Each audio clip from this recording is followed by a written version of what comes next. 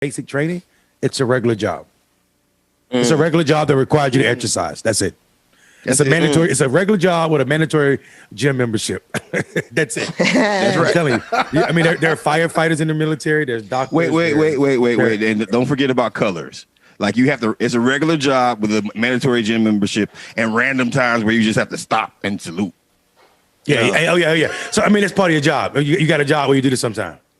Every time you see some metal, you do like this. I'll be honest with you. See how crisp that thing still is, boy? Oh, it looks like you've done that a lot. You see that thing still crisp, boy? That is. Let me see if I can. Hey, let me say it. I don't miss the spot every time. It's giving. Hey, real talk. Nothing but respect for people who have the discipline to do what y'all did. Because God bless you. His arm hurting right now. And with that being said, let's talk about the Proud Boys. Okay, exclusive. This is an exclusive story. Proud Boys leader was prolific informer for law enforcement, Enrique Tarrio. Wow. Yes, Enrique Tarrio, the leader of the Proud Boys extremist group, was a prolific informer for federal and local law enforcement, repeatedly working undercover for investigators after he was arrested in 2012, until at least 2014, according to federal court proceedings obtained by Reuters.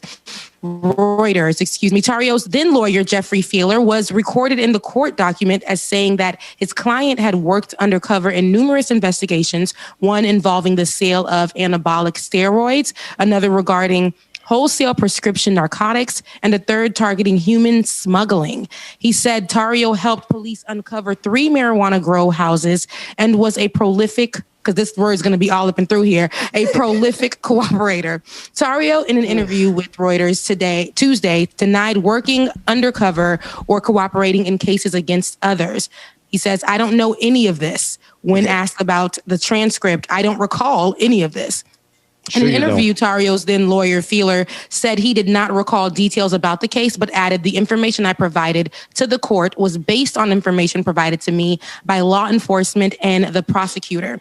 In a statement to Reuters, the former federal prosecutor in Tarrio's case, Vanessa Singh Johannes, confirmed that he cooperated with local and federal law enforcement to aid in the prosecution of those running other separate criminal enterprises, ranging from running marijuana grow houses in Miami to operating pharmaceutical fraud schemes. Tarrio did not take part in the Capitol riot. He was arrested 2 days before, charged with processing 2 high-capacity rifle magazines and burning a Black Lives Matter banner during a December demonstration. I hate that word for them. At least 5 Proud Boy members have been charged in the riot. Hey, first, if I may, he's a snitch. Good job, snitch. Snitch.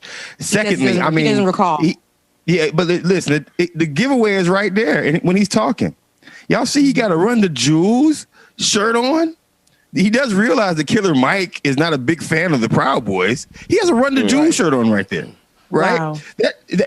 That's a giveaway right there. That's not a Proud Boys swag. That's almost a Black Liberation Group swag right there. So what do you think he's an inside man for us? No. Yeah. Very interesting.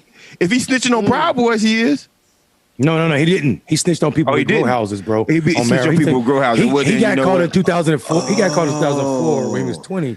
When he was 20. He's that kind of snitch. For stealing. And then he snitched. He's going to roll over, though. He's going to roll over. I can guarantee you he's going to roll over. It's like it's in his face, bro. Like, but can we unearth something real quick, if you don't mind? Does that say that there's a code in snitching, right? Right, because this comes up all the time, and I think we, if we may, I think we kind of unearth something there that in some cases it's a time to snitch, and in some cases, like, it's not. What say ye? I think so. Here's what first. Let me just say this. I don't operate by the codes of the street, so don't call me snitching. You come in my motherfucking yard too fast, I'm calling. What? Get out of here! Come on! Those ain't my codes. No, let it. Hey, no, we got truth. We doing radical truth moment right here. Radical truth. All bets off. Let's go. Yo, if I see you, if it's 2 people having a conversation and then it turns into something else, that ain't my business. That ain't my business. Right. But if you rob somebody, if you kill somebody, if you rape, touch, do anything, any type of that, to me, I'm in your face. I might hold you till the boys get there. Hello, Mr. Officer.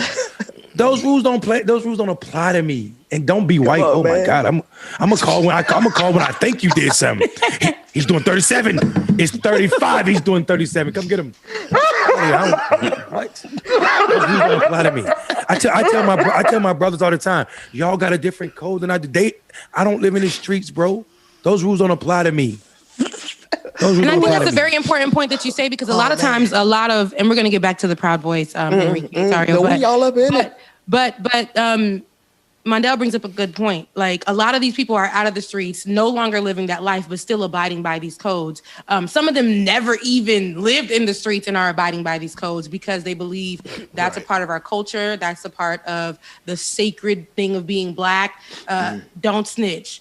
But sweetie, there are a lot of things that people are getting away with a lot of times. I think that's a result as a lot of these rappers being shot down and, all this no snitching and secrecy. I think it's protective if you know something is about to happen and you report it to the police, or you pull up and you make things happen.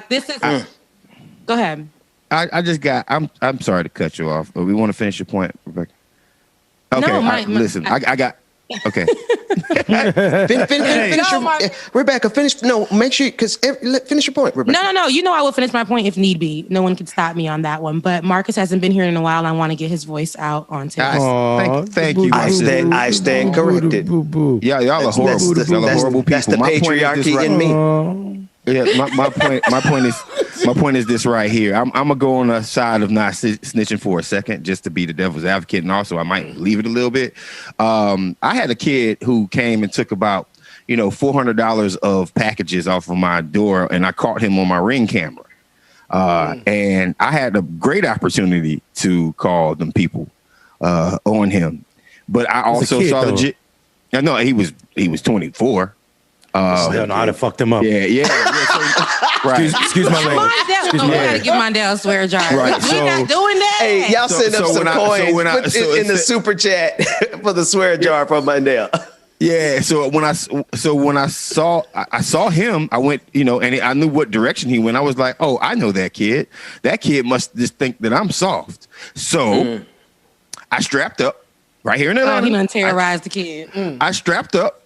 No, and I went down to his house. No one saw it. I just wanted to make sure that I protected myself just in case he was on some ratchet ghetto stuff. Right. So so I went and I talked to his uncle who was sitting outside of his house. I said, "Hey, man, your kid just stole a whole bunch of boxes that were important for me, and it was pretty expensive." He was like, "Nah, for real." I said, "Check this out, man." And I pulled out my phone and I showed him. I said, "That's your nephew?" He was like, "Yeah, that's my nephew. I'll get your stuff back." So he goes and gets his stuff back, and he was like, "You want to kick his ass?" And I was like, yes, "Nah." The answer is yes. I said, "Nah, how about you kick his behind?" So about 3 days later, my box is back on my porch, and there was a ring on my doorbell, and he had snatched homie up and was like, made homie apologize and was like, and I said, man, sometimes it's better for you to just ask people for things. Like, I could help you get a job instead of you, trying to just steal something randomly. Like, you don't know who I am, bro. Like, I can get you working right now if I wanted to. And we had, we became cool. Believe it or not, we became cool after that incident. But like, so on the side of not snitching, I do believe in hood justice, but on the same token, that only goes but so far.